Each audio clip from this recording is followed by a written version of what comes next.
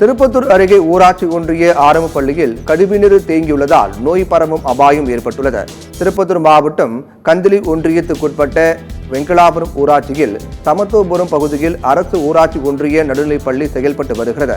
இங்கு 20க்கும் மேற்பட்ட மாணவ மாணவிகள் பயின்று வருகின்றனர். இந்நிலையில் பள்ளியின் பின்புறம் கழிவுநீர் கால்வாய் அமைப்பதற்காக தோண்டப்பட்ட பள்ளத்தால் சுகாதார சீர்கேடு ஏற்பட்டுள்ளது. இதனால் அதிருப்தி அடைந்த பெற்றோர்கள் தங்களின் குழந்தைகளை பள்ளியை அனுப்ப தயக்கம் காட்டி வருகின்றனர். இதுகுறித்து ஊராட்சி நிர்வாகத்திடம் பலமுறை மனு அளித்தும் நடவடிக்கை எடுக்கப்படவில்லை என குற்றம் சாட்டியுள்ளனர்.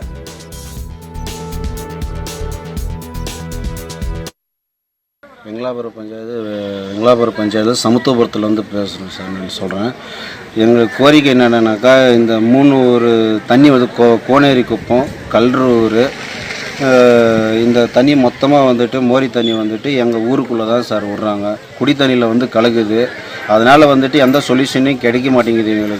எங்களுக்கு காவா கட்டி இது வழிமுறையாக போகிற மாதிரி பண்ணி கொடுத்துட்டாங்கன்னா நல்லாயிருக்கும் சார். இல்லைனா நாங்கள் அடிக்கடி ஹாஸ்பிட்டலுக்கு போகிறது, சின்ன சின்ன பசங்களாம் பாதிக்கப்படுறாங்க.